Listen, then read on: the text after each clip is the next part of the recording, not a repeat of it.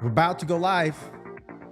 3, 2, 1. Hey, what's up, everybody? Welcome to Coding After 30. And this is my live coding live stream. So I'm just messing with stuff. We're gonna code a project today. It's gonna be exciting. And if you're just joining us, this is Coding After 30. Coffee Code and Chat Friday night, where I'm gonna majorly fail at coding a project, which is fine. We're going to work on form submissions. And if you're just joining us, let us know in the comments if you could hear me, see me, because that's what it is. And by the way, I know it's Friday night. Yes, it's Friday night. I have nothing better to do except focus on coding. And that, you know what? I'm okay with that. There's nothing wrong with that. And also, the reason why I do this is not so much like, hey, let's get so many people to watch. That's cool if a lot of people could watch. I'm going to code regardless. And the reason why I do that is because for those of you who are switching careers, you're trying to get into the groove, I want you to all think and know that coding, it's normal, right? It's okay to fail. It's okay to make mistakes. I just want to do it publicly because to get that, I don't know what you call it, misconception, myth, whatever it is, to get it out there, to say like, hey, don't be afraid of coding. Don't be afraid of putting yourself out there, and just do the things that will make you better programmer, right? It's not, you know, going and getting stuck in tutorial hell, but it's all about actually building projects. So what I'm doing is I'm putting myself out there live, coding live, showing you what I'm building, what I'm working on. And the most important part is I want you to see what it's like to see another person code. Like, especially if you're brand new, the whole point of this is for you to get comfortable with this idea. Live coding is great. Failing live is great.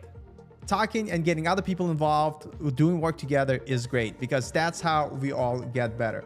By the way, I'm super impressed with this fantastic graphic right there. It took me like, I don't know, some time to figure that out, how to do this in my streaming software. You know, try to raise the quality of streams up, but it's going to be a lot of fun.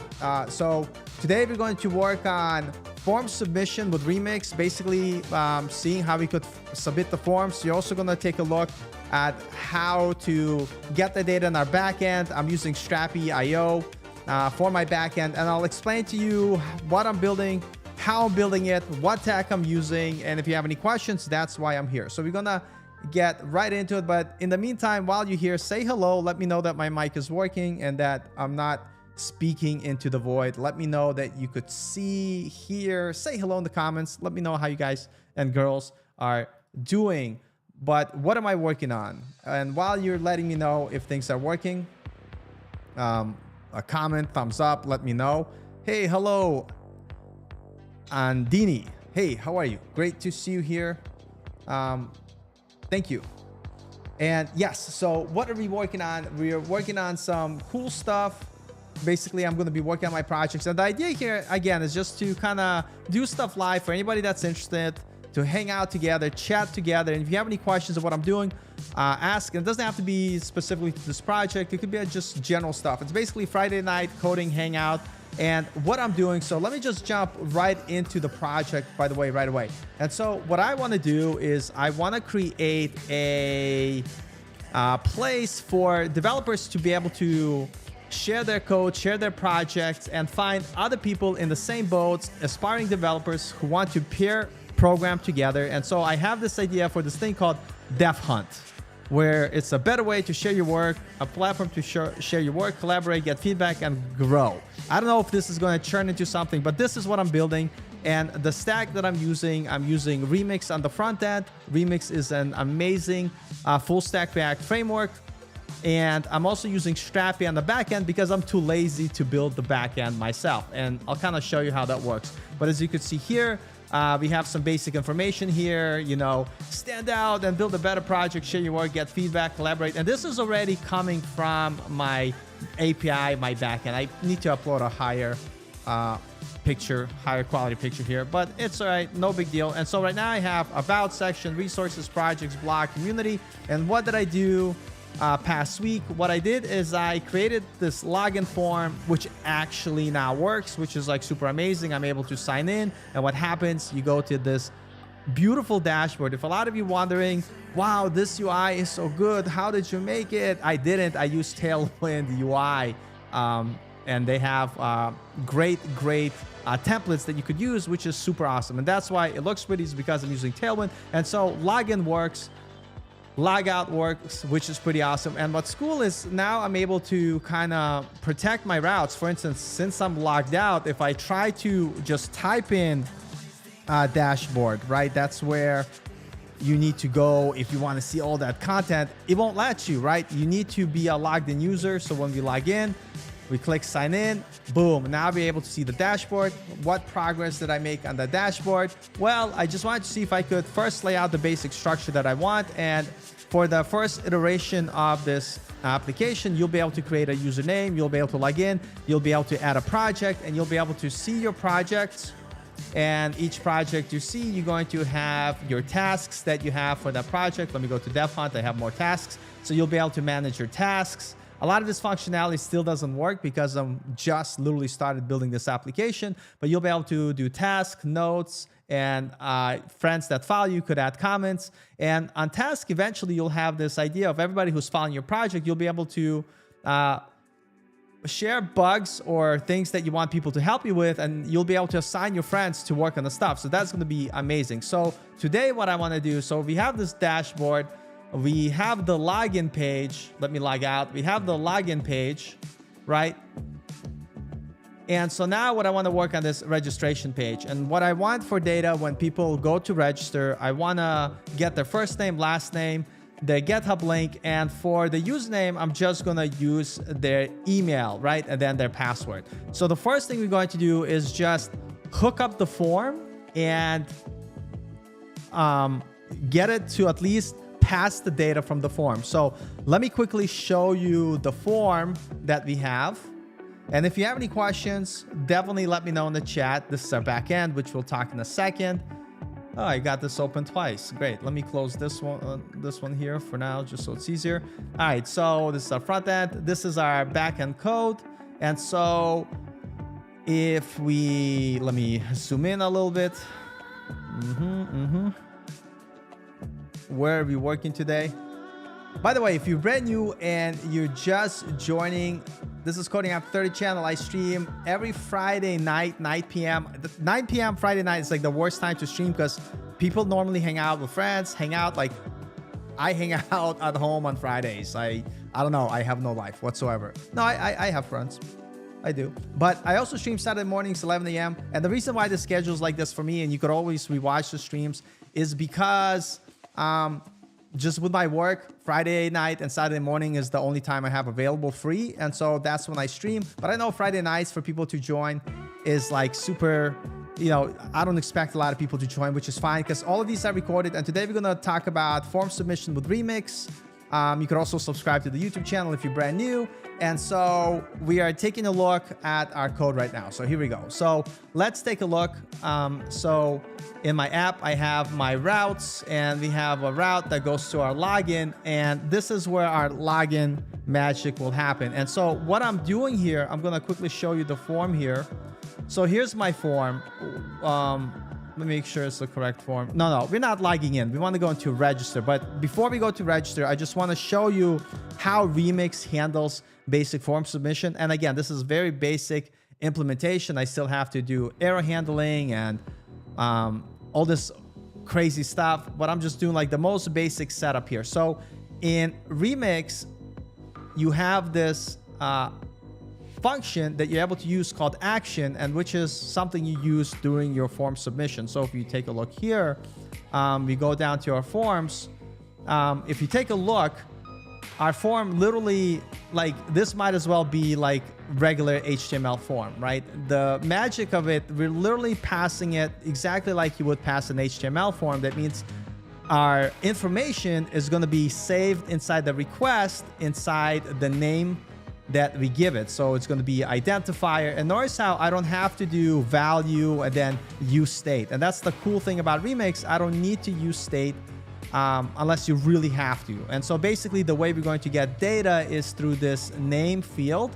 And in this particular, we have access to the identifier and the password. So if you look at our action here, we're getting all the information from our request passed to this action function, and we're able to get the data out of the request by doing form data get and whatever we named it, right? So that literally identifier refers to this name section here, and which is phenomenal. And so what we're going to do for brevity of this, I'm gonna copy this, and what we're going to do, we're going to go to our registration or register form.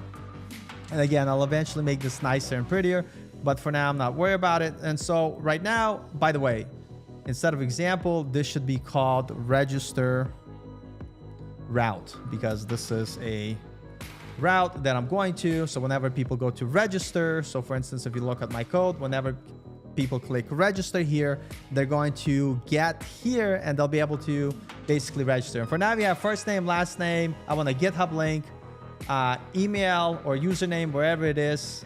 I'm gonna probably go with email for username. We should do email and username. I think, yes, let's do email and username. So what I'm gonna do is go inside my code, and I'm going to just do something simple. So we have first name, last name. Let's take this and copy this. Why not? You know, control copy. And whoa, I'm gonna paste it here, and I'm just gonna say username. Actually, that should go below the GitHub link. And here we're gonna say username. So we'll take both email and username. It's actually too much, but why not? You know, username. The hell is that? Username. I can't spell, save my life. And so type text, we're gonna call it username, and that's how we're going to access it in our action function. ID, we're gonna use username, HTML for username. It's just basic HTML here, or JSX as you would say. Autocomplete, username and placeholder username. Okay, and so let's take a look at our form. And right now I'm just using required to make sure that all that information is required, but we are going to eventually do this check on our backend as well, because you know, people could just use because this only checks on the front end, so someone could use something like what the hell is it called? God damn it. Insomnia or Postman to make a request without any care for this required field. So we want to make sure we also do this check on the back end, but we'll get there. We'll do it one step at a time. So we have our basic form here. And if you have any questions, don't be shy. Ask those questions. Let us know. So let's refresh this. Okay, localhost. Perfect. So we have our email.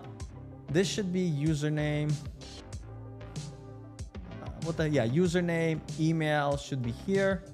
Okay, so let me just double check that everything works here. So we have first name, last name, GitHub link, which we'll eventually want to check if it's like a legit link or not, which we'll do all that stuff later. Right now, we just want to make sure, can we get the data from our form and can we post it to our backend? So in our Strapi, and I'm using Strapi because I'm too lazy to build application. So when people create an account, we want to be able to get their username, their email, and then we also would want to create an author profile for them, which will have their first name, last name, their avatar image that they'll be able to add from our admin once we add it, and a bio. And again, I'm just using Strapi to visually show you where the data is going to go, but in the future, all of our like interaction that you're going to have as a user is going to be happening from this website. So once you log in, I didn't implement it yet, but if you want to add or change your first name, last name, your email, you'll be able to do it in the profile section, which is not implemented yet. Because first, I want to actually add ability for people to create a registered user. So that's what we're working on today, focusing on form submission. So let's log out. So Nora's dashboard disappears. We can no longer go there. So login works. I know that. So we're going to work on register. So we created our form. We have our first name, last name, GitHub link, email. I'm kind of curious why that's happening there. Let me see here. Last name, text, last name, first name, username, text, email. Kind of curious why my autocomplete username. Let me see how this okay, autocomplete email. Whatever, that's fine. No big deal at the moment. We're going to figure that out later. But right now we're just gonna, we got our form. Our form looks great. And again, I want to show you the power of Remix. Notice how there's no like value and there's no like useState, e.target that equals whatever. You know what I mean? We're not worried about it. Remix makes it simple. You just hit the submit button, right? You click the submit button here, create your account, and it's going to pass our data somewhere. Where the hell does it pass our data? Well, it's going to pass it to our loader function. I already have a similar example here, our loader function, our action function. So I'm going to copy it for the sake of the brevity of you not hurting your eyes watching me type. But in Remix, basically what you do, man, what's up from South Africa? Dude, that's too early. It's 4:13 in the morning. Jesus Christ. Yeah, I work for Strapi, so we have a bunch of guys that live in South Africa, and like, you know, I think when it's 2 p.m. for me, it's 9 p.m. for them, and now it's like 9:16 p.m. for me. Wow, it's 4:13 in the morning. Man, I'm glad you're here. Thank you for joining us. But what are we going to do? We're going to now get the data from our form and at least see it. So what I'm going to do, I'm going to paste this, and for now we're just going to comment this stuff out for reference. And again, if you want to learn about form submissions, you could go to Remix documentation and check it out. They actually have a joke app that you could build by following this tutorial, and they basically cover all the stuff that we're doing. So I think they have a section for authentication, flow overview, right? They kind of tell you what they're going to do, and then they show you how to build the login form, and then they'll show some examples. And you know, I'm probably going to use this for reference if I get lost, but basically you get your form data passed to you inside the response header, which is amazing over online. But whatever, we're going to just do it ourselves, and if we get stuck, we'll use the documentation. So first things first, let's make sure we are able to get our data. So if we take a look at the form, we are using our, let me close this unnecessary stuff here. Let me close this, close this, create account. Yeah, okay. So we're getting our form based on the name attribute in our input. So what we're going to do, we're going to pull out const first name, and we get it from form data.get name. And what I'm going to do here is I'm going to console log. Now there's going to be an interesting thing here. If someone could guess in the comments, where's this console log going to show? Is it going to be on that client or on the server? And if you're new to Remix, that might be a little bit kind of interesting. Like, what do you think? So is this console log going to be on the client or on the server? That'll be a great question. And then also, when you have an action, it always expects a response. So I'm just going to return null for now, so the code doesn't complain, right? It might complain anyway. But what we want to see, we want to see the console log when the form submits. So what's going to happen is when we submit our form, we should at least get the first name. And let's see if it works. Again, I call these fail streams a lot, and for a reason. And so most likely, we're probably going to fail, but let's give it a try. We're going to do first name, Paul, Bratz. I mean, what's my GitHub link? GitHub.com.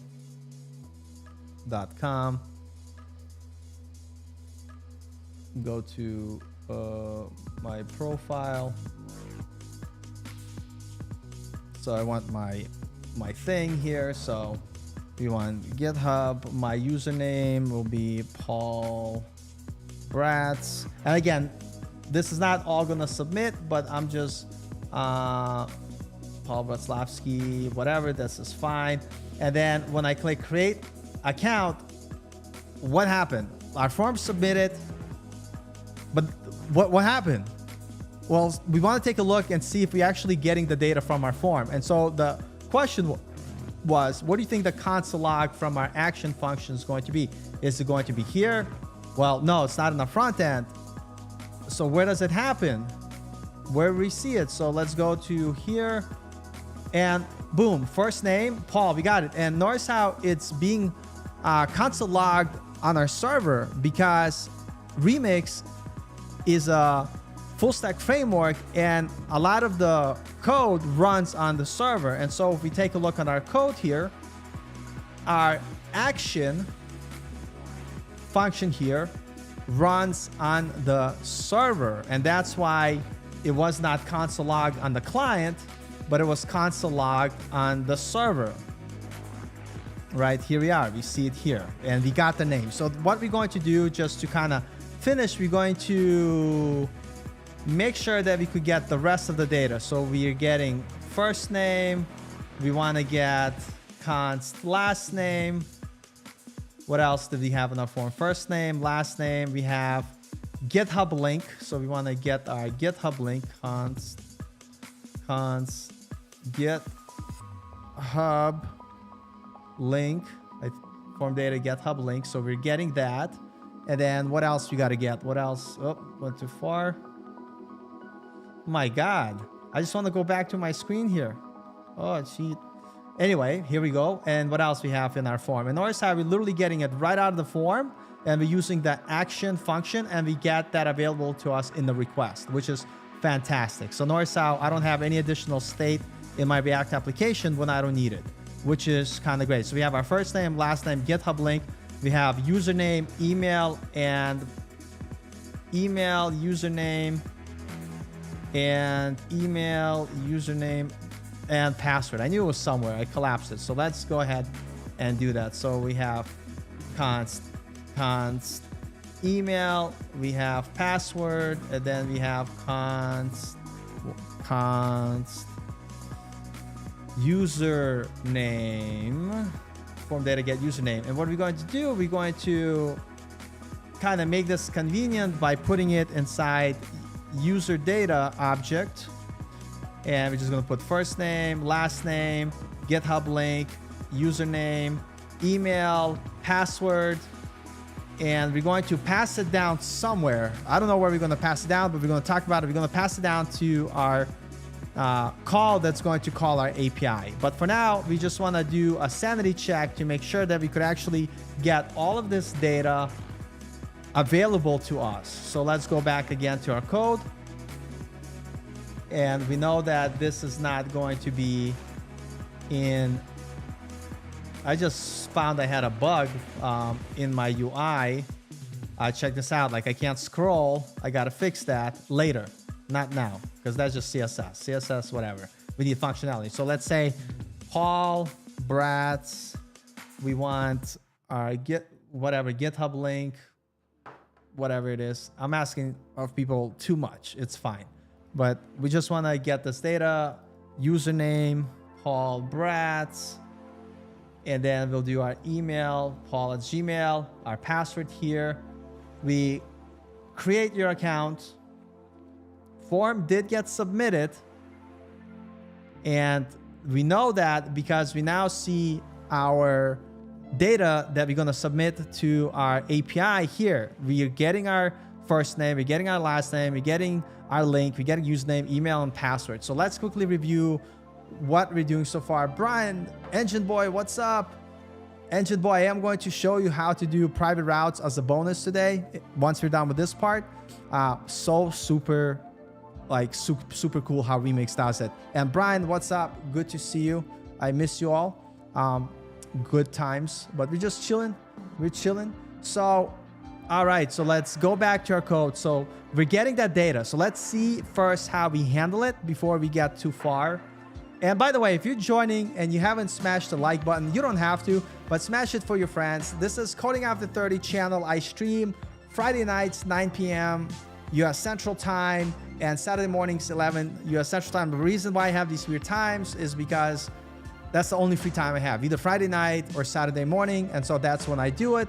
And so if you're not subscribed to the channel, you don't have to, but if you like to, go ahead, Coding After 30, subscribe. But we're building our application in Remix, and any questions you have, let me know in the comments. If you're new to Remix, if you want me to back up, explain something to you. If you like, Paul, how do you creating your backend? Well, I'm using Strapi. You're like, what the hell is Strapi? Can you talk about it? Yes, just let me know in the comments.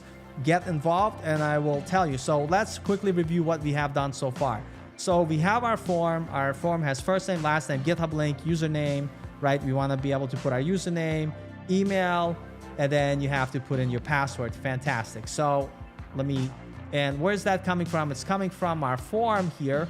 And it's what's cool here about Remix. Notice how we don't have to do value and we don't have to use state to get the form data. There's no state here. I'm not doing const,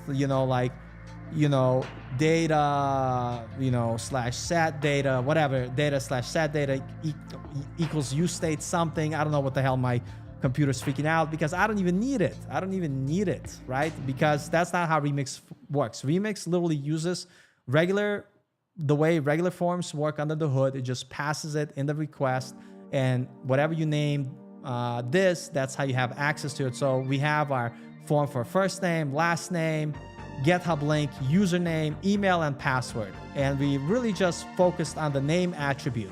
In Remix, we have this function called action where you get the request and we literally pull our data that we want off the request. So we do form data.get, we have first name, last name, GitHub link, username, email, password. And where is this coming from? Again, it's coming from the fact that this is referring to that name attribute here, which is amazing. And so now we're able to get that user data. And the next thing we're going to do is we're going to make a submission to our backend to make sure this works. And we're going to set this up in just a moment, but I just wanted to kind of review that to show you where we're at.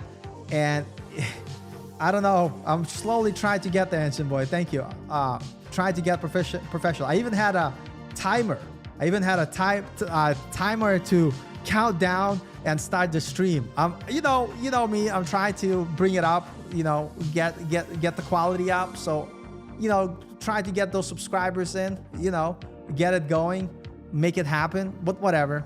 But honestly, if you have questions about anything that I'm doing, that's what the chat's for. Don't be shy, ask. So we're getting that data. This is fantastic. So now what we want to do is we want to pass that data somewhere so we could add that data to our backend, which I'll explain in a second. But what we want to do, we're going to wait for our response. But what we want to do is we want to have a register function, which will basically do the backend logic that will make the submission to our backend to register. So what I'm going to do, I'm going to kind of zoom in here. And so in this project, what I have this API folder. And if we can take a look, I have this auth folder. And inside here, we have loginserver.js. And then I'm about to create a new file called register.server.js. And hence it is called register.server.js. It runs on the server, which is fantastic. And then we're going to use the example from the login because I just hate typing. And so what I'm going to do is I'm going to copy this and we're going to talk about this in steps. So I'm going to go to register. I'm going to pull it in here and I'm going to call it register. Register. I spelled it right. And so API auth local, I don't think that's the URL that Strapi uses. And I have it here. It should go to auth API auth local register. Right, so let me copy this and I'll walk through this code in just a second. API auth local register. And what we want to do is we want to make a post request and we're going to pass our data, which is going to be our user data, I think. And then what's going to happen, we're going to get the response. If there's an error, it's going to show the error. If everything is good, it should redirect us to dashboard. And it'll create a user session, which I'll talk in more details. But we're going to simplify it. We're going to go slow. What is happening here? So the first thing, we have our register, and I got to import it. Import register from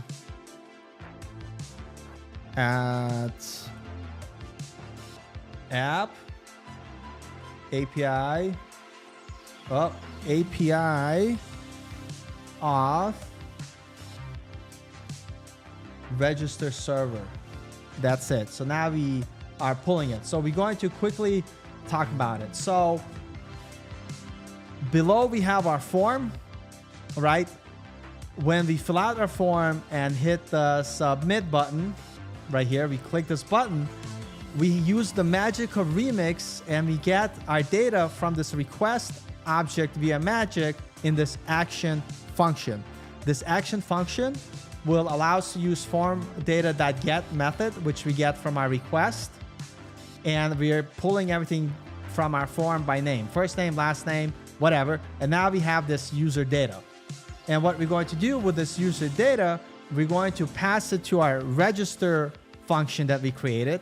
So we created this register.server function that runs on the server. And I'm just gonna make sure, actually, we'll just try it and we'll see if it works. And then we'll fail together and then try to figure out if things don't work. But basically we're making a post request to our auth local register. And I'm literally, if you're wondering, where's this happening? Where's this coming from? Let me make sure this is still not broken. Okay, that's fine. Where's that coming from? So my backend is running, I'm running Strapi. If you've never used Strapi, it is okay. You could learn more about it by going strapi.io. And basically it's the fastest way. If you've never done it, literally takes 5 minutes to create an API. I'm not even kidding. If you want to see how to set this up, I don't even mind showing you today, but super duper fast. And if you look at get started, it will take you to the documentation how to get started. And then you could look up auth,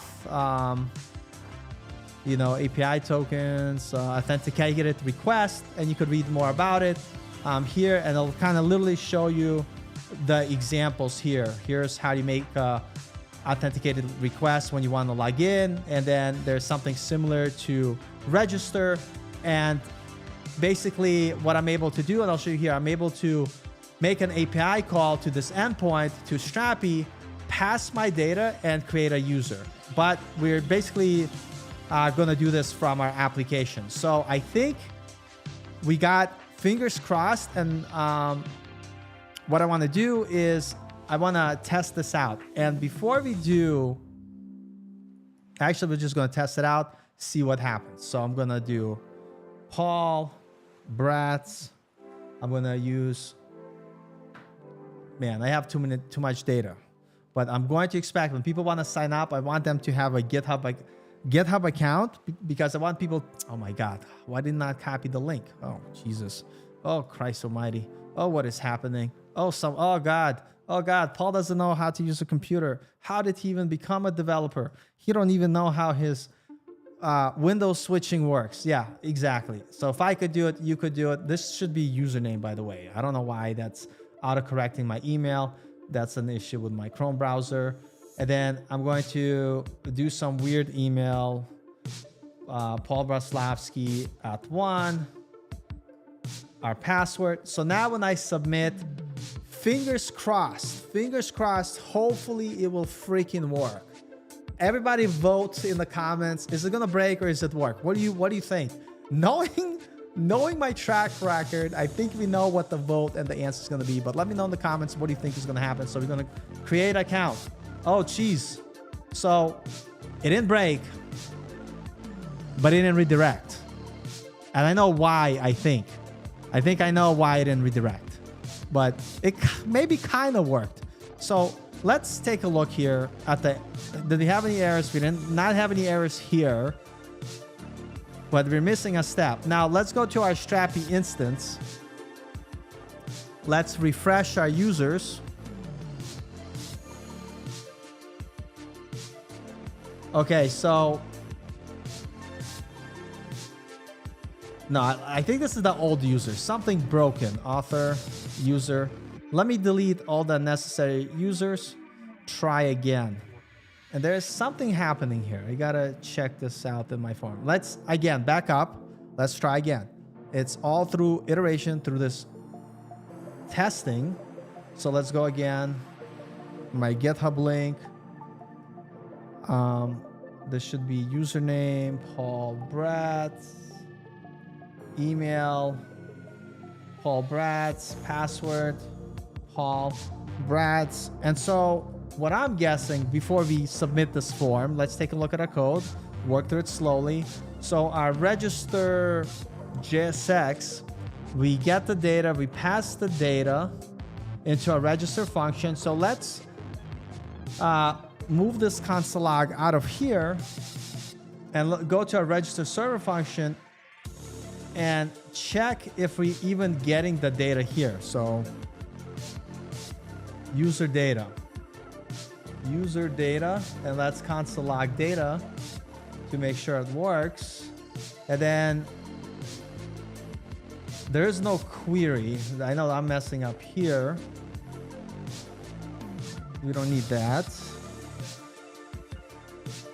We need a comma there, not here. And then we're, oh wait, I do need, oh, no wait, never mind. Forget I said that. I need that. I'm an idiot. I need this whole thing. So that's needed there. And then body.data, we're gonna see if it's here. And then what I'm gonna do is I'm gonna console log the response also here to see what we're getting. Console.log response.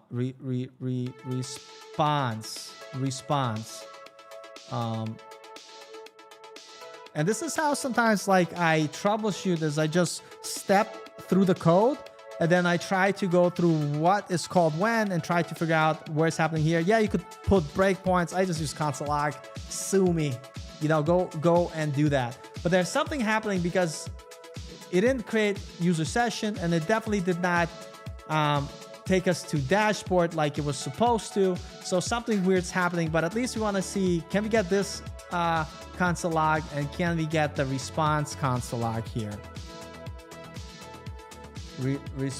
Response. So let's go back. Let's try again. Paul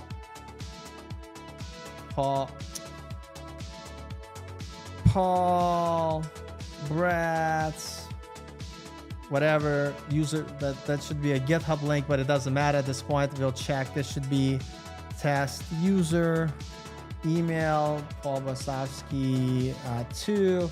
Let's hit create. It didn't redirect us, so something somewhere went wrong. Let's take a look at our, okay, so interesting. So we are getting our data and we are getting our user, and so this should actually be adding stuff to our Strapi instance. So we are creating a user because we're not getting an error. And so the thing that we want to look here is why we're not redirecting, which we'll take a look later.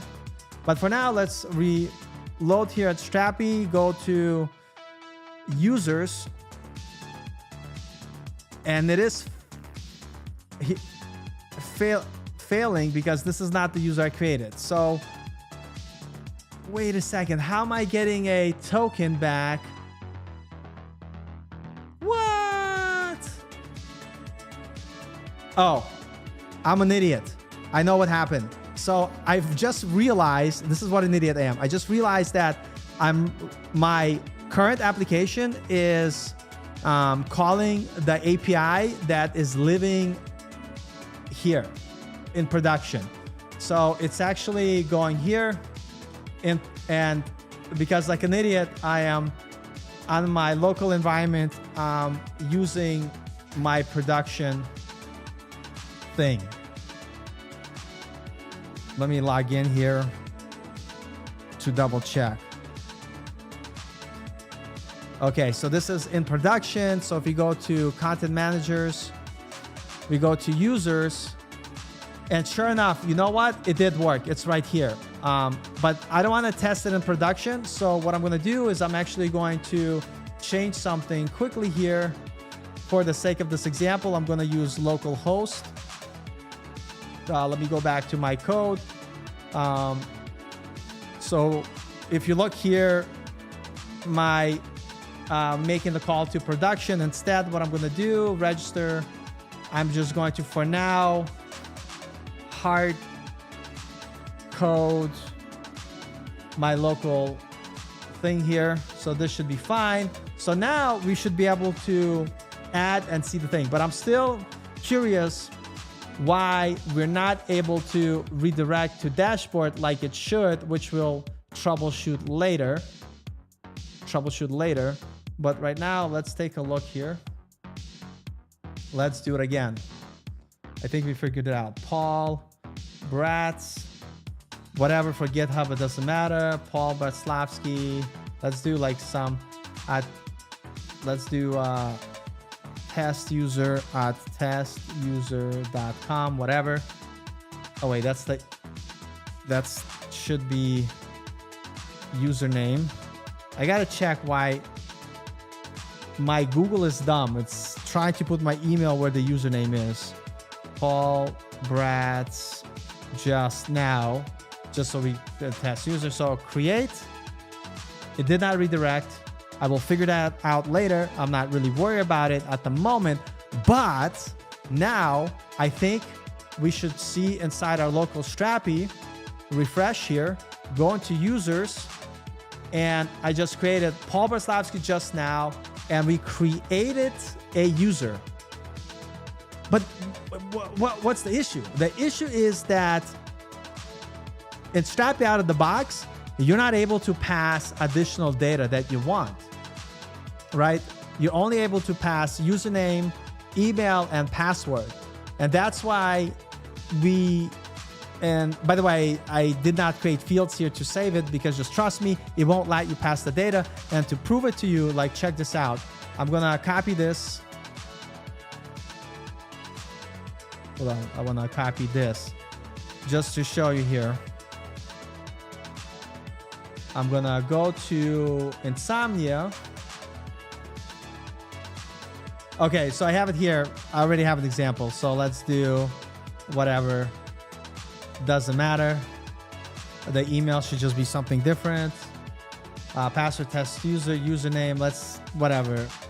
Something different. So currently, when you register, Strapi only allows you to get the email, the password, and the username. And so it's going to avoid the first name, last name, even our GitHub link that we want to pass. Some whatever, it doesn't matter. And so when I click send, it's going to make a call to my Strapi backend.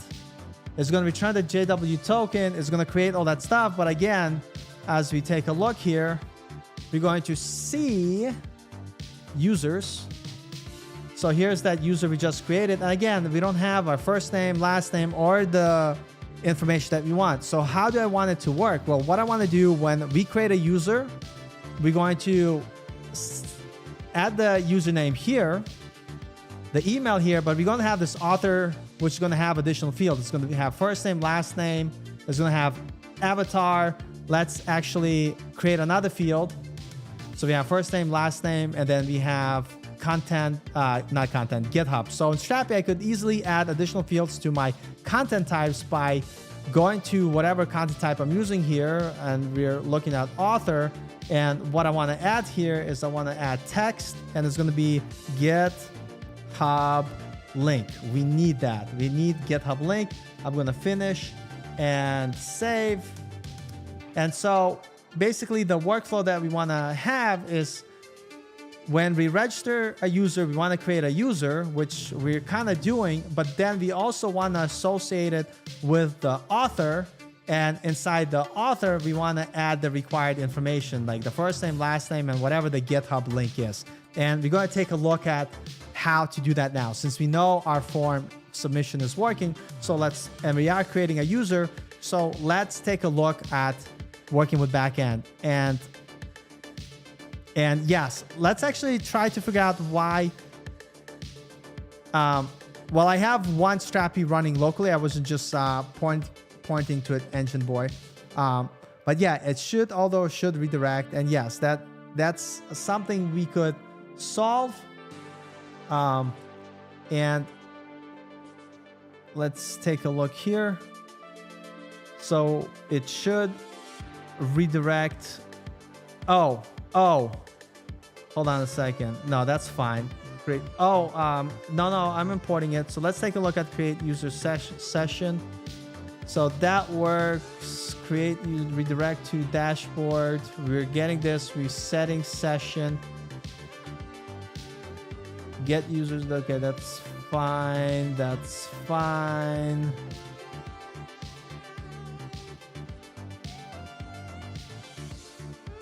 Redirect to. That is odd that it's not redirecting because it should redirect. But we're going to solve this later because this is not a big issue. Not a big deal at the moment. So you know what? We're going to come back to it. Because the one thing that I want to show you is, let's kind of take, and again, if you're never used Strapi, that is okay. But we're going to kind of work on the back end portion of things, of being able to get additional data. And one thing I want to show you is, by the way, if you didn't know, so Strapi allows you to customize every part of the code, including what we're going to do now. And there's a hard way where you use the Strapi extension system to basically override. Basically what we want to do is we want to override this register function to allow us to add the functionality we want, where we want to pass additional data here. So what we're going to do is first talk about another way you could override files. And this doesn't just apply to Strapi, it applies to any node modular that you're working. So for instance, the register function that I want to override lives in node modules, but you don't want to directly override node modules because whenever they update Strapi, those node modules are going to be overwritten. So what do? Well, you still update node modules, but you have this thing called patch package. And if you've never used it, it's pretty awesome.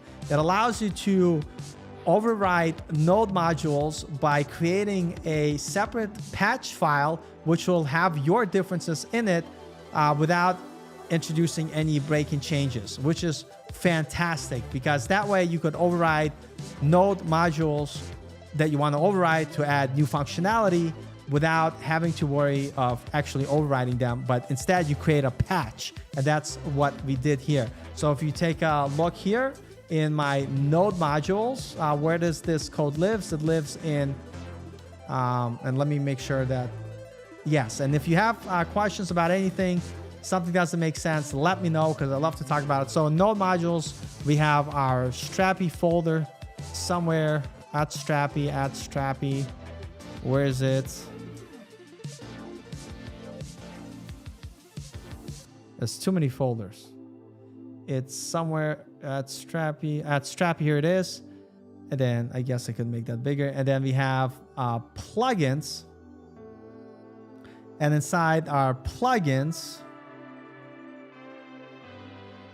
we have plugin user permission.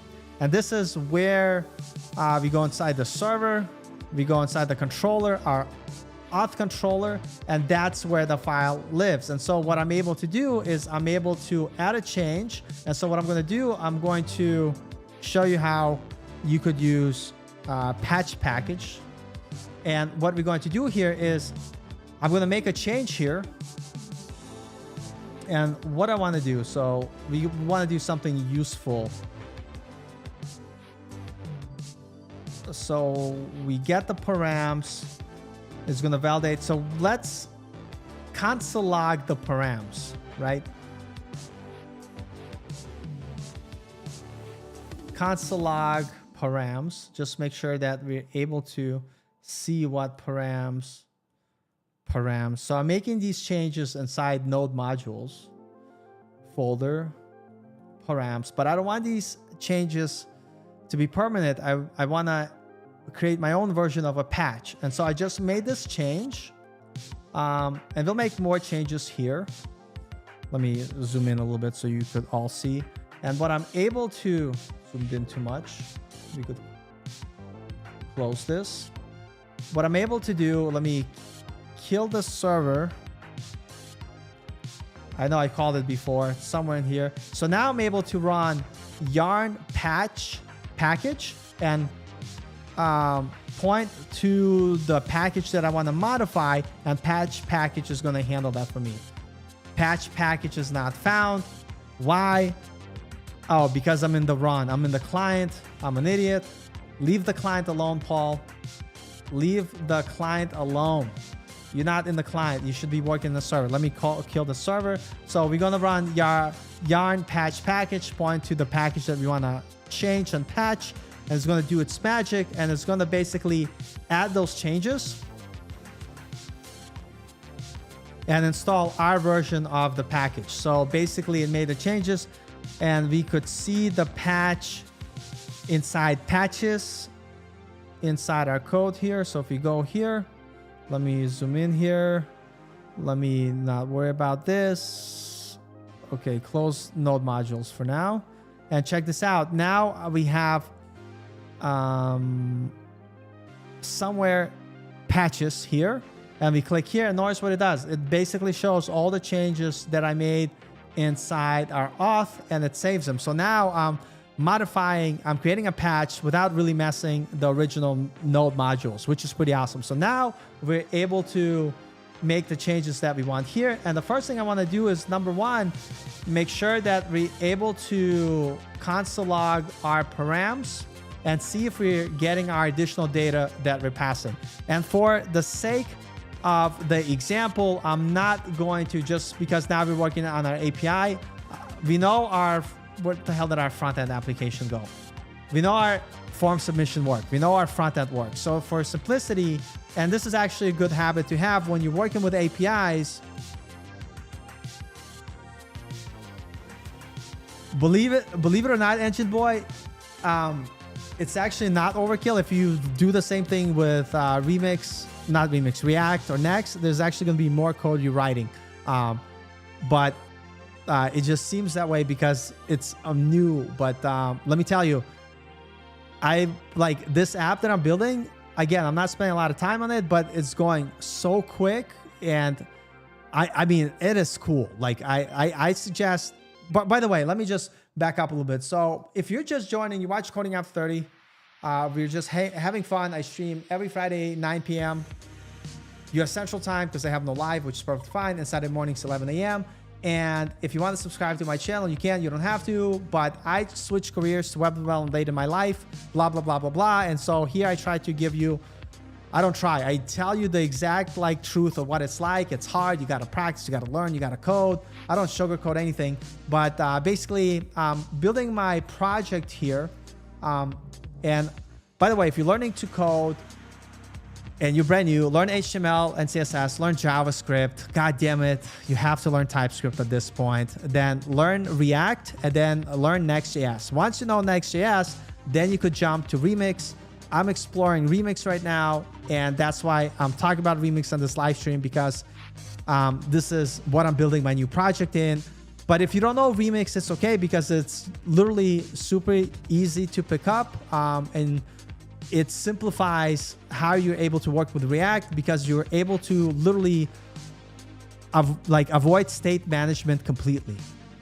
Maybe for a few UI things. Like, let me show you this in an example. This is actually pretty sick. How many use states do you think I have in my application?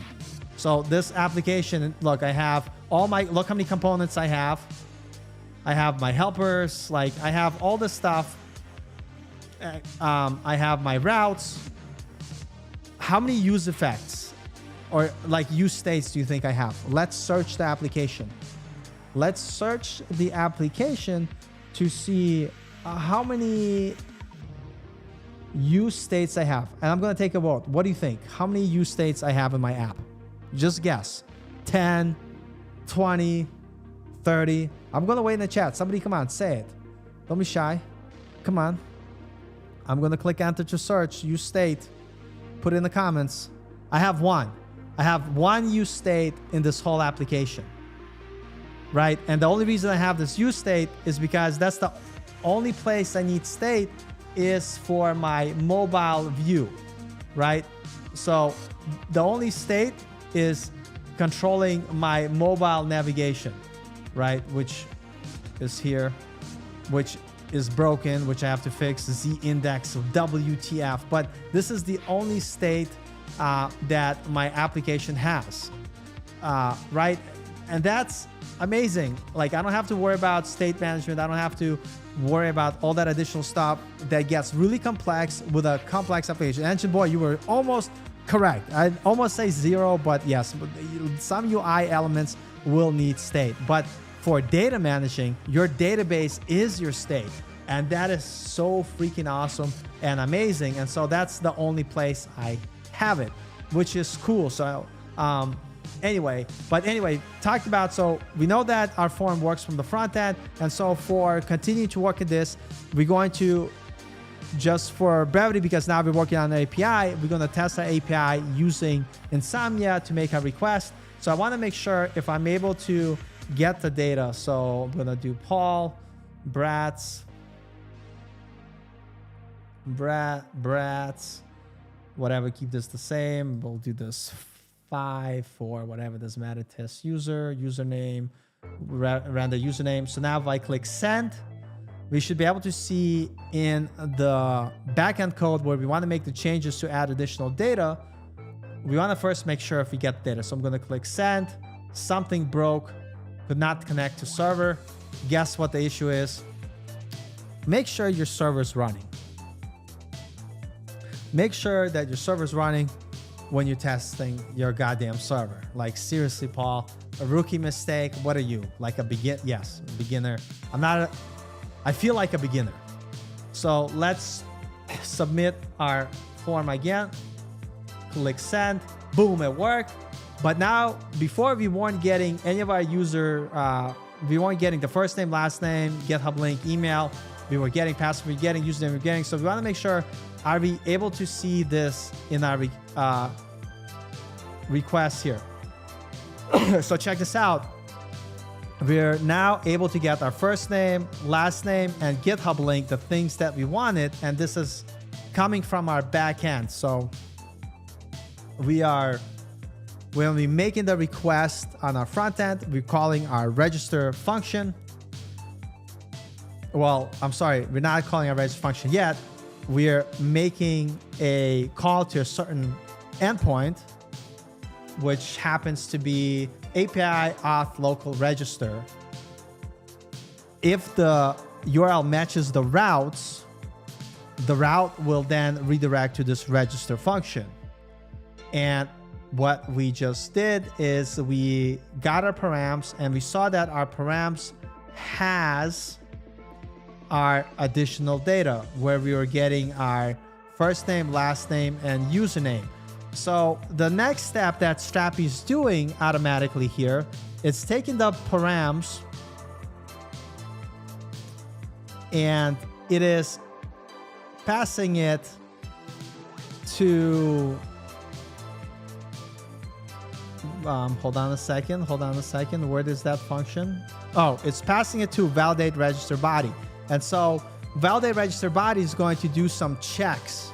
And currently it doesn't know about first name, last name, and GitHub link. And so it's not going to check that on the back end if that exists. So what we need to do, we need to go to validate register function here, which, where does it live? It lives inside our validation auth folder in our node module. So we're here, validation auth, and it's called register, validate registered body, what WTF, what? Validate register body, but it's literally calling validate yup schema.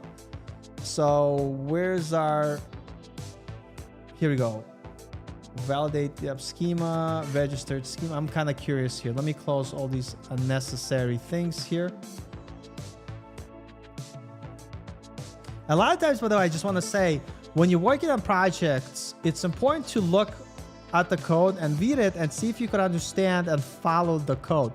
So we're calling validate register body, right?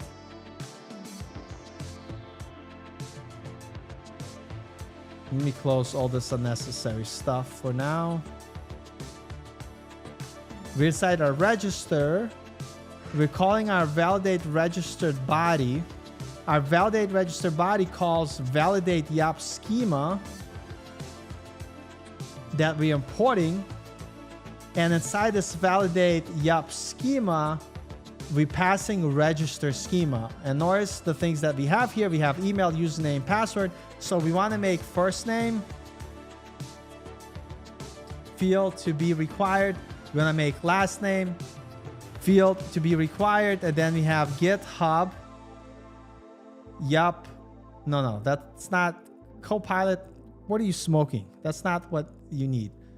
Yup, string URL. And I like it how they have an automatic check here, and it works. So now what we're going to do, we're going to omit some of these items and see what we get if we get an error from our backend. So right now what we did is we made changes to validate register body params. Now before I do anything, because I'm making changes in node modules, but I don't want it to make those changes directly, I'm using an amazing package called patch package, which allows me to save the changes into a patch that will have the differences that I added, so I don't have to worry about overriding original code that Strapi developers made, but I have my own version of it. So I'm going to run patch package, and if you're not familiar with what it is, you could look it up and just go to npm.js, search for a patch package, and you'll see how to use it. It's really amazing. What it's going to do, let me start my server by the way, is basically going to make a patch with the changes that I created in the node modules folder. And if you look at our code, it's literally using the patched version and not the original version. If you look at patch package, you will see all the changes that I made. You see how we just made the changes in that YAML register schema file. Here's the changes that we added. So now let's make an additional yup, and it uses yup like Engine Boy says. Engine Boy is awesome, by the way. And by the way, let me just take a quick break here. Engine Boy had told me about this amazing community that he's involved with. It's called reactplay.io. Go check it out. It is an amazing place for you to... where's the regular website? React Play, not Hackathon. I don't want Hackathon. I want the regular website. Regular website. React Play, spelled phonetically, play.io. Here we go. Here we go. Oh, here is this. Oh, I forgot to scroll down, but this is cool. You're able to submit your projects, and you have people that will, and there's plenty of projects. There's tons. People, it's a good way to be part of the community, practice building stuff. And when you submit projects here, people will actually do code reviews and give you feedback, and you can learn more about it. And Engine Boy is actually, that's him right here. He is one of the contributors, and this is one way to get involved in open source project, and it's a great place for you to get involved, build things together, and it's amazing. Go check it out. And I recently had a stream with the founder of React Play.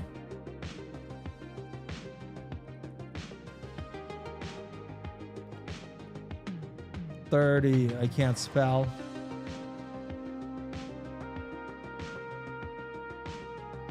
Well, god damn it, I gotta go to my own channel to see the own, it doesn't come up like so yeah, so this one, why I build React Play.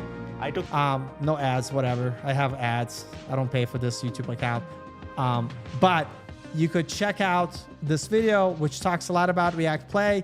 Learn to code with open source project. I'm talking with the founder of React Play, so it's really fun. But back to our regular show. By the way, if you're joining late, the show will be on saved on my channel. You'll be able to see it. But this is Coding After 30. I'm the dude that, some random dude that started learning to code in my super late 30s. At 36, I got my first job at 39, and I tell you the god honest truth of what it's like switching careers with not sugarcoating nonsense. It's really hard. Notice I started coding at 36 and got my job literally 3, almost 4 years later, because it was a hard journey for me.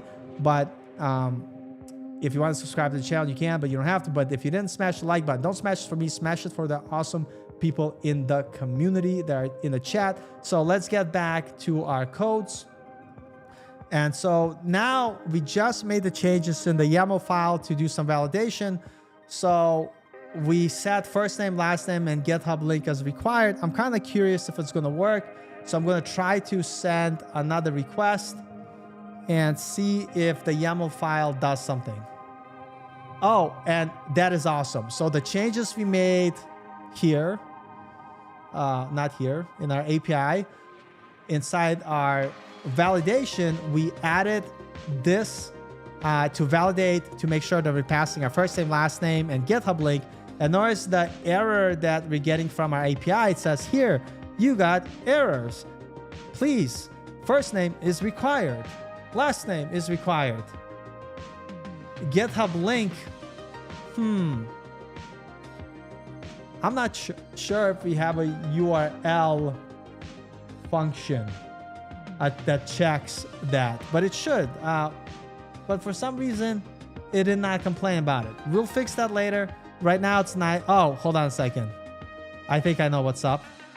I didn't make it required. That's why. So we're going to make it required, and then next time it's going to complain. That makes sense. So now it should check for the GitHub link, which is also required, and complain about it. Fantastic. So now we know we're getting the validation. We're getting our data. So next step here is we want to, let's see here, identify filters. What are we using this? This checks if there's conflict. So this we're gonna leave alone for now. This is fine because it is okay. So we wanna, so this is basically check if the user exists by username and email. Yeah, the URL works. The reason why it was an issue is because I didn't set it as required. And so it wasn't required. That's why I didn't complain. But we could, again, test it out again. And this is, let me just do yarn, whatever thing, yarn dev. And we're going to save the changes that I just made. And then we could run it again to double check. And this is the beauty. Like, the point is, notice I don't try to code a lot of stuff. I literally code a little bit, and then I try it out a little bit. I code a little bit, try it out a little bit, and it's that iterative process. And I literally try to go line by line in code to make sure I understand what the hell I'm doing. So we made those changes. So now let's check here. So what I'm gonna do is I'm gonna provide all that data, but notice that GitHub link is not like a really functional URL. And then let's see if it's gonna complain about it. Yeah, and check this out. Yeah, YAML does does support that. Check this out. GitHub link must be a valid URL. And so that works. Perfect. So we're making progress. So we know now, and I'm going to close this front end for now because I don't think we'll get to putting everything completely together, but let's just at least make our API work. So I'm just going to close this for now because we're just going to work in our API. So fantastic. So now what we're doing is we're getting a new user, and we want to make sure we get the data. So we know we're getting the information that we need to create a user. So what's happening here, we're using get service, and we're passing our user data, and we're adding the user. But what we want to do next, and for now I'm going to code it here, but then eventually I'm going to move this logic into a service to make it easy.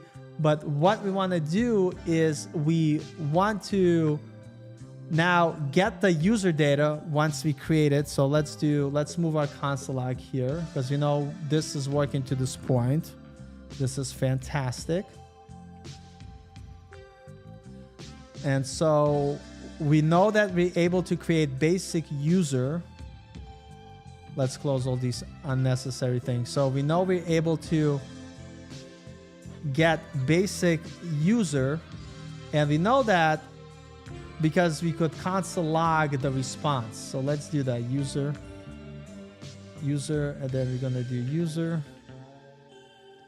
Okay, that's fine. So we know when we hit this console log, it's going to create a user with the user email and user name and password. But what we want to do, we want to add that additional data, first name, last name, and add it to our author content type. So let me back up here. And Engine Boys, thanks for staying as long as you did. Awesome for stopping by. I'll see you later. Have a good, super late night. Wait, it's super early morning for you. What time is it there, Engine Boy? You're crazy, man. I love you, though. Thanks. Thank you. Really appreciate your support. So let's go back here. So now we know that we're able to pass. So we should be able to get all this data. But the one thing we're not going to have is when we create a user, it's going to create a user with this information. So let's click send. Okay. We need to provide valid URL. Beautiful. Let's do that.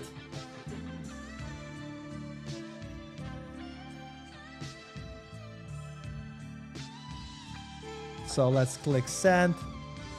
Email and username is already taken. Thank you for that check. Let's add a different email and change username. Test user 2. Send. Okay, perfect. It created a new user, and we should have a console log here in our. So we're able to. Did I not change the name? Did I keep comparams? But we're able to get. No, hold on a second. Let me go back here. So, oh, I didn't. I don't think I saved the changes for the user. So I think I did. We should have a console log here. What is happening?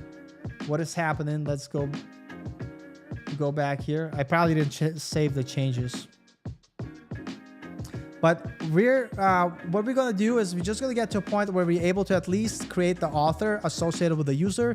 And then we'll call it a day here because we are streaming for a little bit. But we'll see if we could make that progress today. So let's start yard develop. Let's go make that request again.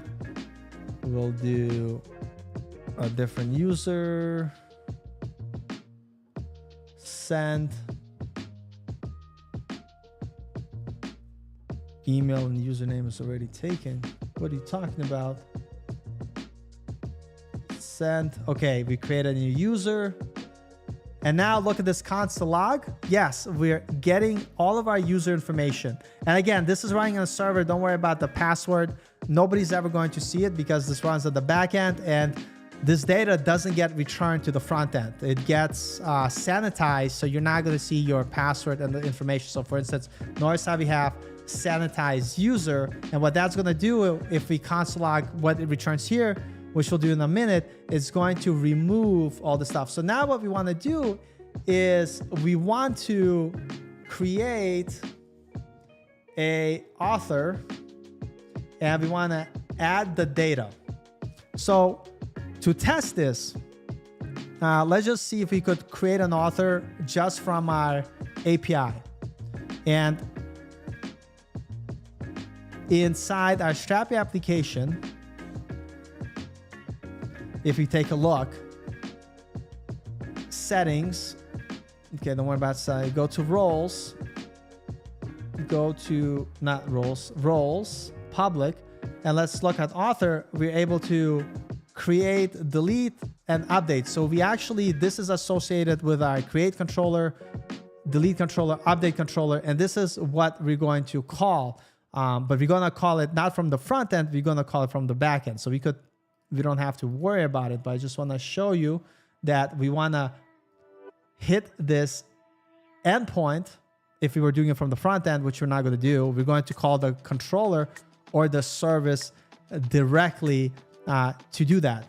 And specifically, we're going to call the service. And so if we take a look, and again, if you're new to Strapi, man, Strapi now is like killing it. I love it. I use it for majority of my projects because I'm too lazy to build the backend myself. Definitely suggest checking it out. So much cool stuff going on now with Strapi.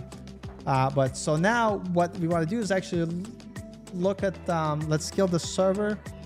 And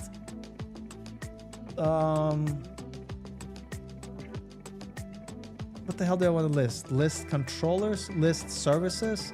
So I think I could do yarn Strapi list. No. Hold on. Oh, first I have to do yarn Strapi console. And then what's cool here, now I'm able to Strapi.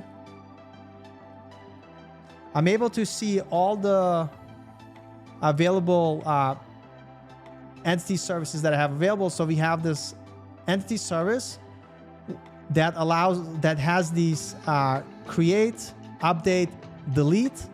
And so what I'm able to do, I'm able to call an entity service and use that to create my author.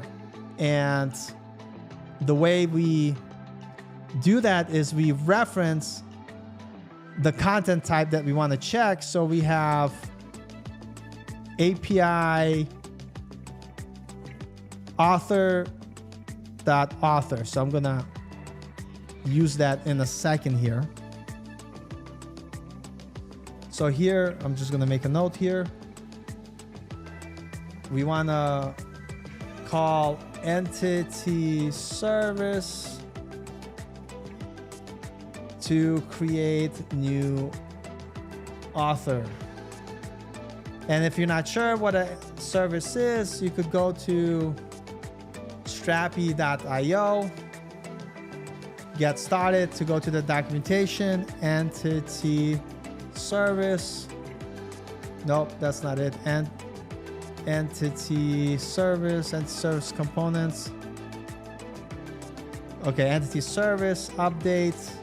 Okay, no, here we are. So we have examples here for creation. So we're literally we have access to Strapi, and what we're going to do, we're going to call that entity service, pass the content type that we want to update, and we're going to use that to create a new author with the data that we want.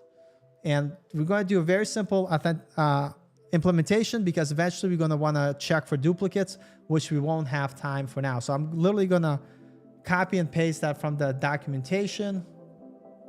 Const author equals await Strapi service. And we want to create, and we're going to pass this content type.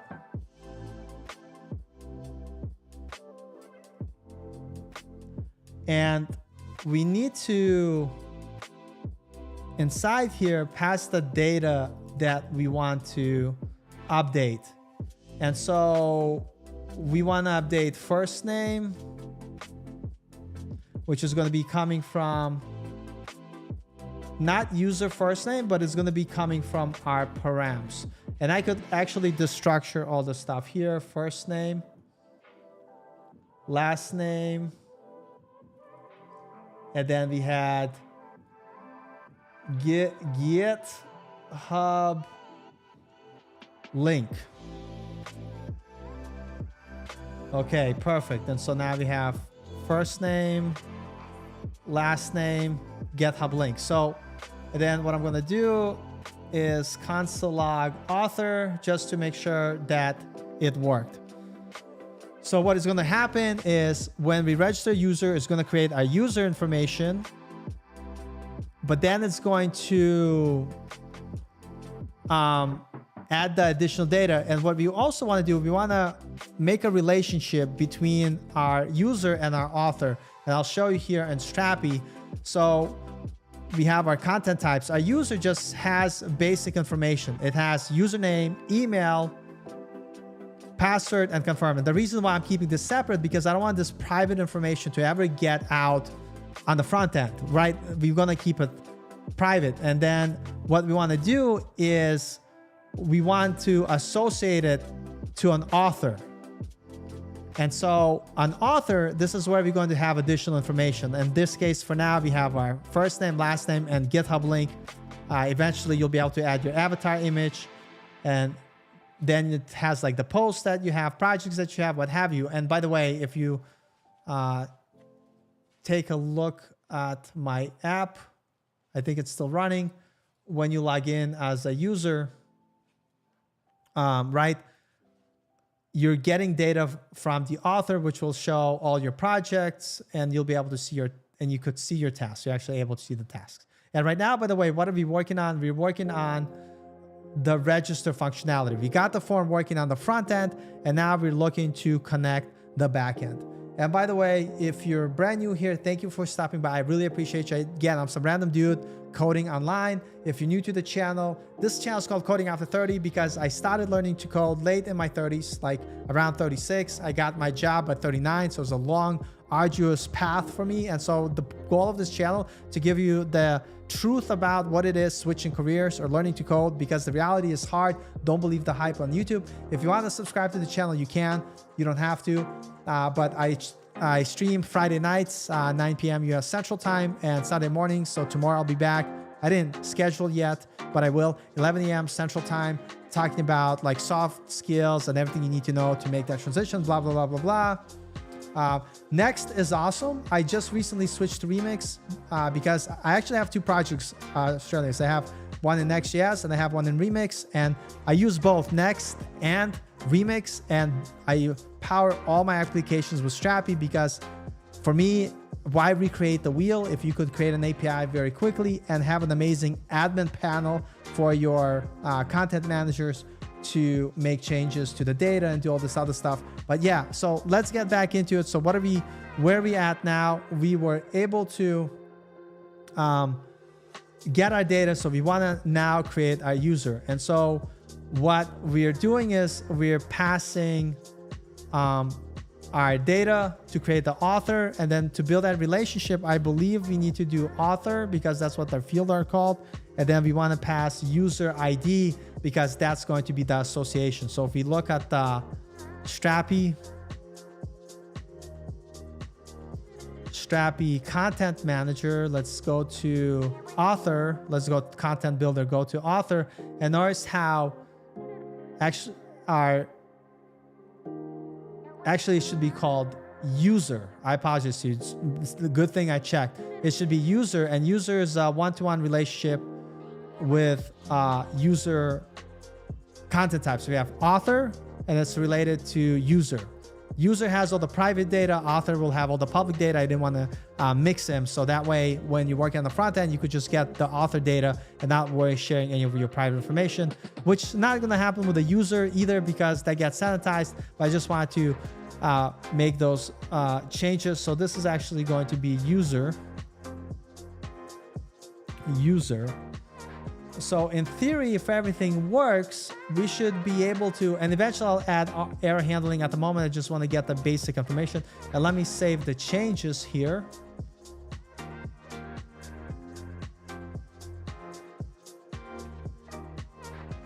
And then what should in theory happen, we should be able to create a user with additional data that we passed, which Strapi didn't do out of the box. We had to implement that, and that's what part of this video was about. And then after the user is created, it's going to go ahead and create an author, pass that additional data, and make that association between author and a user. So fingers crossed. And what I'm going to do, just so we are... So right now we have one author. So in theory, this should make another author. And what I'm going to go, I'm going to delete all the users that we recently created while testing. So we only have one user, which is already associated with Paul. That's fine. So now we're going to create a whole new user. And what should happen once we create a user, that new user will also create an author and they will be associated together. So fingers crossed. Let's see if it's going to happen. So I saved my changes. The server is running. We're here. We're going to check it out.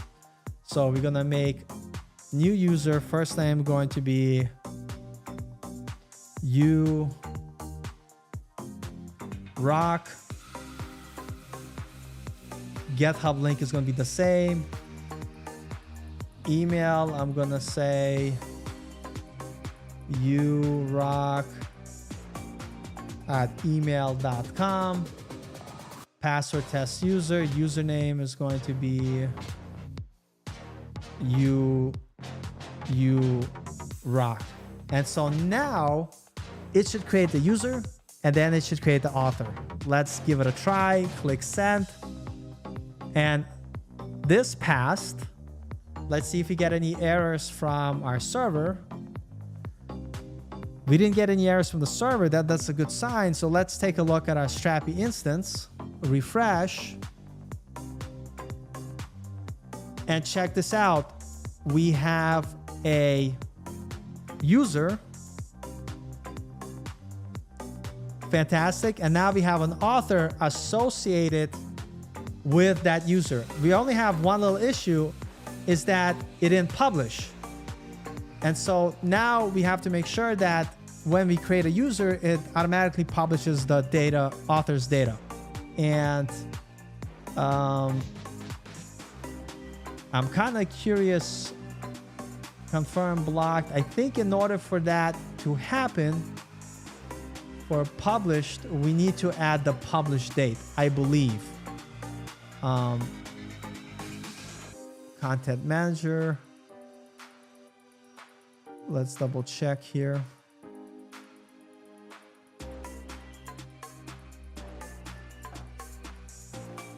Strapi set publish true.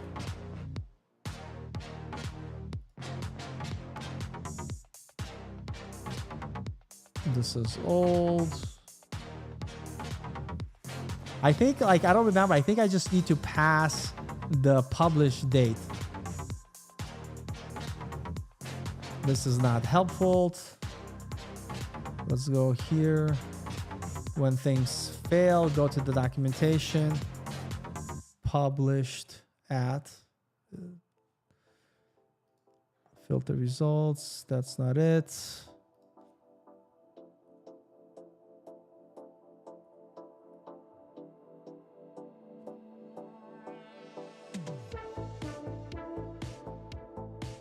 Saving, publishing, and deleting, but that's from content manager. We want it from the API.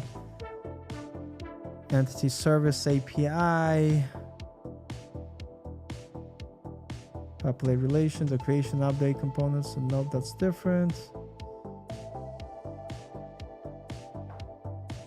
And that's the thing, like sometimes you just gotta look at the API.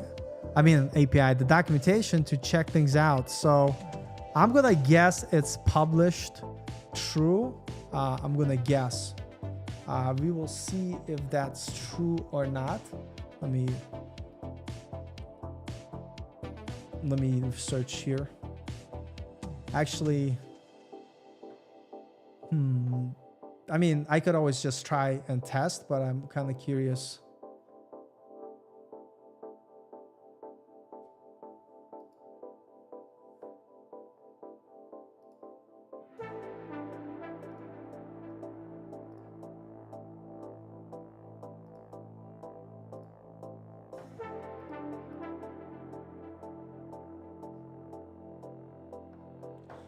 What's up, brother? Good to see you. It's okay. Good to see you here now. We're just getting a way to pass additional information to our Strapi instance and then to create an associated user with it.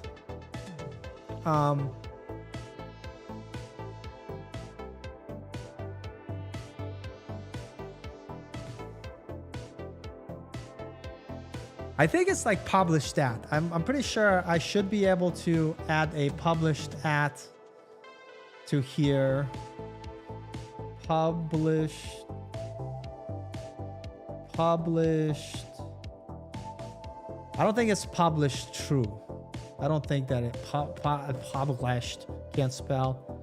Published at, and this should be new date. Published. That would not work. Published. So let me save the changes. I think that's gonna fix it. I'm gonna assume. I'm too lazy to read more documentation. But we're gonna get it working. We're gonna get it done. get it done like nobody's business. But basically, what we did initially, for those of you who are just jumping in, we first created our form on our front end, made sure that we are able to pass this data to to our backend, to our API, which we were, and then that worked great. And then the next step was to update the API to be able to pass the additional data like first name, last name, and GitHub link. And then now what we wanted to do is, after we create the user, we also want to create an author that's associated with that user, which has the user's information here. So let's try to make another user, urock2. Let's do urock2, test user 2, username 2. So let's see, we passed, that looks good. Let's so published at, we set the date, and I think that's what we needed to pass for it to be published. So let's go to our content type builder, not content type, content manager. So we just, yeah, it worked. So check this out. Now we have our user that we created. We have the user email, username, and he's associated with the author. And if we take a look at the author is published. So we know our API works. We tested our front end. We know our front end works. And we tested our API. We know our API works. So what I'm going to do is now we're going to test directly from our front end to see if we could do that. So let me delete all the unnecessary users here. Delete. And so now, moment of truth. Again, doing a vote, see if it's going to break or not. Is it going to break? I think I saved all the changes. Everything works. So now, here's our remix application. Before we test it, let's do a quick review what we did today. Oh, I closed my remix application. Let me open it so we could talk about it. How do you code?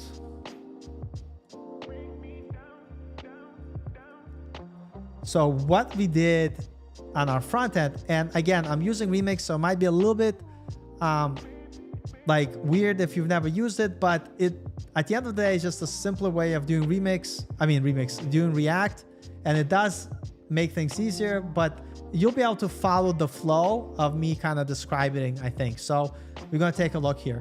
So we have our register JSX. Actually, and I just figured out why it wasn't redirecting, because I think I need to return here, but we're going to do that later. So let me close this. So basically what we have is we have our form, which collects first name, last name, GitHub link, username, and email and password.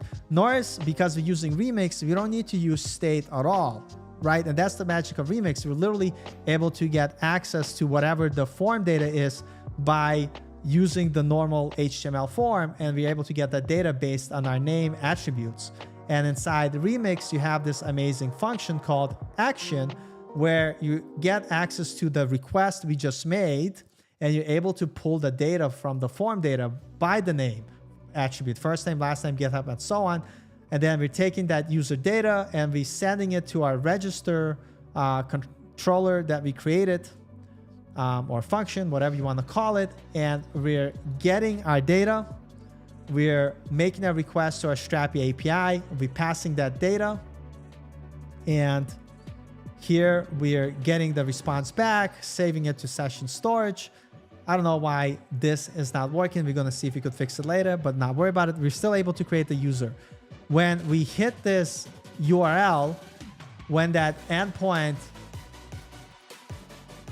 matches, when the URL matches the route, it basically in Strapi will fire the register. It fires the, let me scroll up here, register controller, which is responsible for this logic. So what changes did we make inside the controller? Well, the first thing we did, we added additional data that Strapi out of the box doesn't let you provide. Then we made sure that we I count that in our validation register body to check the validation. So quick look here. We basically added our first name, last name, and GitHub, and used validation to make sure that everything works. Then within our controller, because the controller out of the box will not create our author user for us. That's something that's custom. And so what we did is we added custom code where basically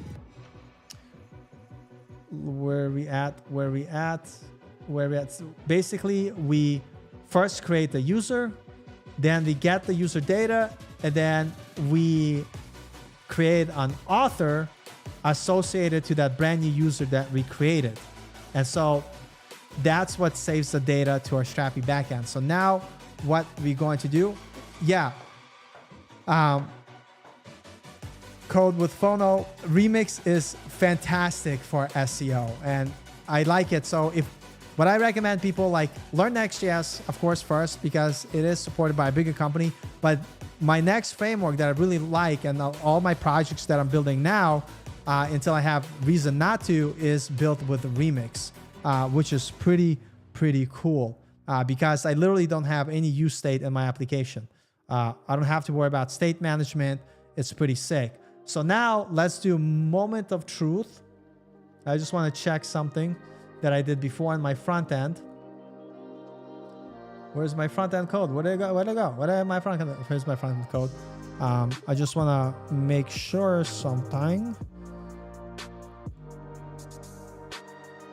Okay. Return response. This sounds good. Let me copy this just in case. Oh wait, I already have that. So the login register.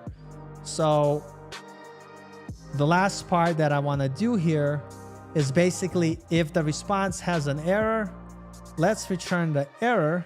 And if there's no error, let's return the response, which is going to be our user data. So that's great. So now I think all the ducks are in alignment. I think it's going to blow up in my face or not. So now we should be able to do new. I'm going to just do user. A GitHub link has to be a valid URL. So let me add my GitHub link. User is going to be Paul Bratslavsky. Email is going to be paulbratslavsky@strapi.io. And we're going to say test user, click submit. And oh my God, it worked and it redirected to the dashboard. And I know for a fact that this worked because our front end didn't blow up. Our back end didn't blow up. Oh my God. I'm so happy it worked. And now let's look at our Strapi application. Let's refresh. And Jesus almighty, thank you, Lord of JavaScript, what have you. So check this out. We create a new user, Paul Bratslavsky, with our email. And we have our private data here. And then basic buyer data, we saved it with the author. And so if we go to the author, here's our author we created, new user. Bam! Mission accomplished. We did it. And if you have any questions, let me know. Nice. Strapi 3 is awesome. And Strapi 4 is out too, which is awesome too. And migrating from Strapi 3 to Strapi 4, it's a little bit rough. And so what I did, actually, let me share that with you here. YouTube's. So if you go to Strapi's channel,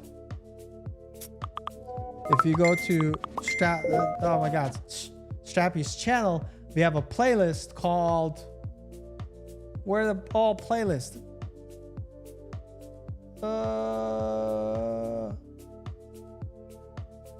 Why is it not showing up here? That's so not cool. So not cool. Let's search migration. Oh, I know why it didn't work. I gotta go to playlists. Here we go. And so, blah, blah, blah, blah, blah. Here, So we have this whole playlist that I worked on. There's bunch of resources here, and I'll share in the comments here. So if you're looking to migrate your project, here's the process of doing it. I made a couple of resources here that you could watch that are helpful, or you could literally just start a new project with Strapi 4, but the migration stuff is there if you're wondering. But man, I am so amazed that we accomplished. So before we end the stream, let's kind of review everything we did to sum everything up. And if you're just joining us, don't leave yet. It's okay to watch the review. But this is Coding After 30. I'm some random dude who started learning to code in the ripe age of 36 years of age. Took me 3 years, almost 4 years to get to a point where I got a job. So it's hard. I don't want to lie to you. So what I do on this channel, I give you the reality of what you need to do to get hired as a developer, especially if you're switching careers late in life. There's no hype. There's no nothing. It's because nobody got no time to waste.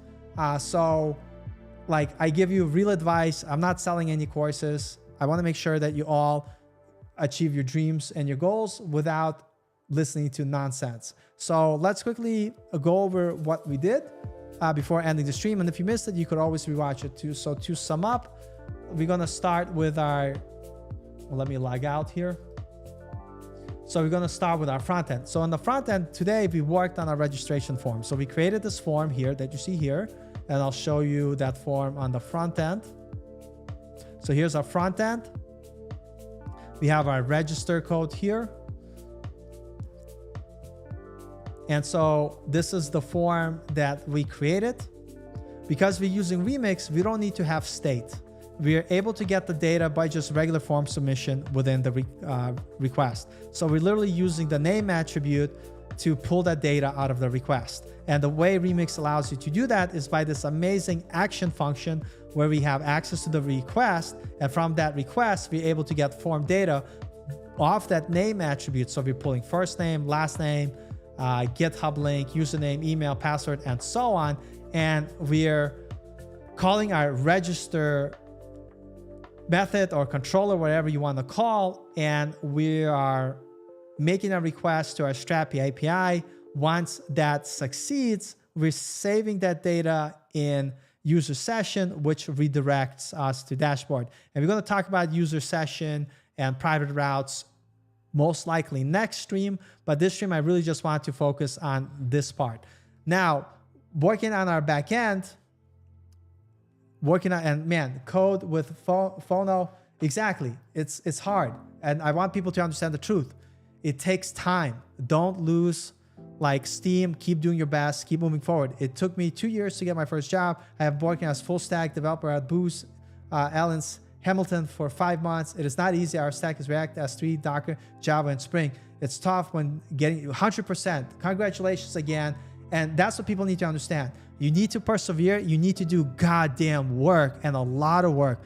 Anybody that says, I was able to get hired in 3 months is just full of bullshit. Maybe somebody somehow it happens, but it's so rare. You have better chance of like winning the lotto. So this channel is all about being honest about what it takes and developing real skills and developing real, like, you know, soft skills of, you know, how to get your job. And so if you're interested, you know, this is Coding After 30, and you could subscribe to my channel because that's basically what I talk about. And you don't have to like subscribe for anything.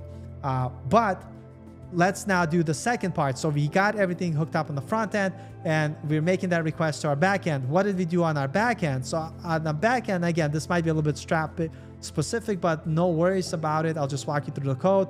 Originally, we weren't able to get the data for our first name, last name, and GitHub. So what I did here is I made sure that we are taking that into account. So we made sure to get that data from the params.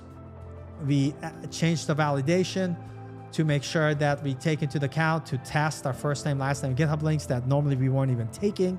And then the way we set it up is we first create a new user calling the user service, and then we were able to get and create an author by calling the entity service to which we pass the content type we want to update, which is author. Again, if this is going over your ears, don't worry about it. And I talk about Strapi on this channel a lot because it's the fastest way to build APIs. So we have this content type, and we're literally calling a service that allows us to populate this data from our backend. And that's basically what we're doing. Once we get that information, we return the JWT token that's done for us automatically, and blah, blah, blah, boom, boom, boom, and it works. And so now what you're able to do, I'm able to go to the registration page, and I'm able to do a final test. Let's add valid GitHub link because that's what we expect. And then we're gonna add another email because we can't use the same email, because we already have an email. Let's do Paul Braslavsky 3. Oh wait, that's the username. What am I doing? So username is gonna be we did it. And then whatever, create account, and boom, we're logged in because we took the token that we got back from the API, stored in the session. That's the only way to get to the dashboard here, which is fantastic. And if we go back to Strapi, do the final test, content manager, notice we have our user that we created. We called the username, we did it, so that worked. This user is associated with our author that we created, which is this author. So everything works. So in the next live, what we're going to talk about is go over how we actually store stuff to session storage, and how we do private routes, because now we know that on our front-end application, we're able to log in, right? We're able to register, we're able to log in, right? So I'm able to log in, fantastic.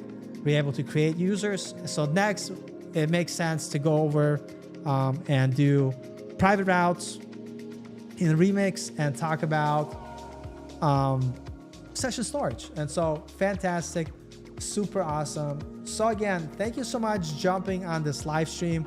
God bless all of you. I love you all. It's Friday night. I know people have stuff to do. I don't have time for stuff. No, I'm kidding. Friday night, I want to make sure that I continue doing YouTube. So I made this time. Friday nights, I stream at 9 p.m. US Central Time. And then Saturday morning, so tomorrow 11 a.m., which I still have to schedule, I stream talking about general like things that could help you get hired. And I hang out, do fun stuff, and party Saturday nights. But that was it. I hope you loved what we did. Smash the like button if you did it. If you want to follow the channel, go ahead. You don't have to. But thank you so much. I appreciate all of you. I hope you have a wonderful weekend. Whatever you are, if it's morning, good morning. If it's nighttime, good evening. And if you should be sleeping, what are you doing being up? But thank you so much. Join us next. And if you ever want to rewatch these live streams are always saved, always on my channel, so you could rewatch them. But I'm going to continue building this Dev Hunt project. And if you're interested on how to build cool portfolio projects and just want to hang out, watch someone live code, this is the project that I'm building. Still a lot of work to do, but today we got registration to work. We got our login to work. You know, we have this amazing dashboard here, which is cool. We're able to see the tasks. So this is the project we're working together, and we're going to continue. So thank you so much. Love you all. Without you, I would not exist here. So thank you for being the bricks in this community. This is your community. I'm just here for the ride. So thank you, and have a good weekend. See you later, and I'm out. Good night. Take care.